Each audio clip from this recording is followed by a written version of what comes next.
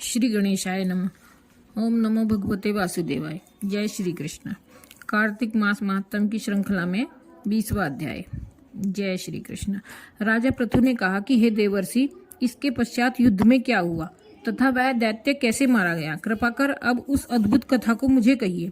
देवर्षि नारद जी बोले, जब गिरिजा वहां से अदृश्य हो गई और गंधर्वी माया भी विलीन हो गई, तब भगवान वृषध्वज चैतन्य हो गए। उन्होंने लौकिकता का व्यक्त करते हुए बहुत बड़ा क्रोध किया। फिर भगवान शंकर जलंधर से युद्ध करने लगे। जलंधर शंकर के बाणों को काटने लगा, परंतु जब काट न सका तो उसने माया की पार्वती बनाकर अपने रथ पर बांध ली, जो शुंभ निशुंभ द्वारा विद्यमान थी और विलाप कर रही थी। तब अपनी प्रिय पार्वती को इस प्रकार कष्ट में पड़ा देखकर लौकिक लीला दिखाते हुए भगवान शंकर प्रकृत जनों की तरह व्याकुल हो गए और उन्होंने अग्निपुंज की तरह भयंकर रौद्र रूप धारण कर लिया। अब उनके रौद्र रूप को देखकर कोई भी दैत्य उनके सामने खड़ा होने में समर्थ न हो सका और सब भागने छिपने लगे। यहाँ तक कि शुंभ निशुंभ भी युद्ध में स्थित होने को समर्थ न हो सके। जलंधर की सारी माया क्षण मात्र में नष्ट हो गई। संग्राम में चारों ओर हाहाकार होने लगा। शिवजी ने उन भागते हुए शुंभ और निशुंभ को शाप देकर बड़ी धिक्कार दी और उनसे कहा, तुम दोनों बड़े दुष्ट हो, तुमने मेरा बड़ा अपराध किया है। तुम पार्वती को मारते थे और अब युद्ध से भागते हो।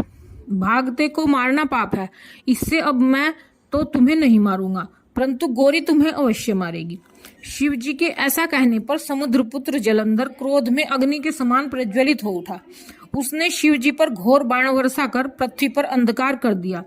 तब उस दैत्य की ऐसी चेष्टा देखकर भगवान शंकर बड़े ही क्रोधित हुए तथा उन्होंने अपने चरण गुप्त से बनाए हुए सुदर्शन चक्र को चलाकर उसका सिर काट लिया।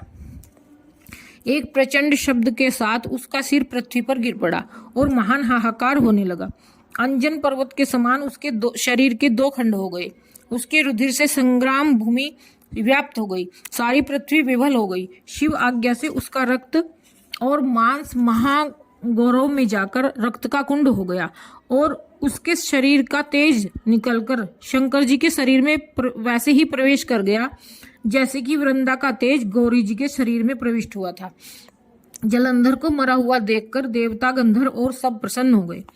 बोला श्री कृष्ण भगवान की जय, विष्णु भगवान की जय, शंकर भगवान की जय। जय जय श्री कृष्ण।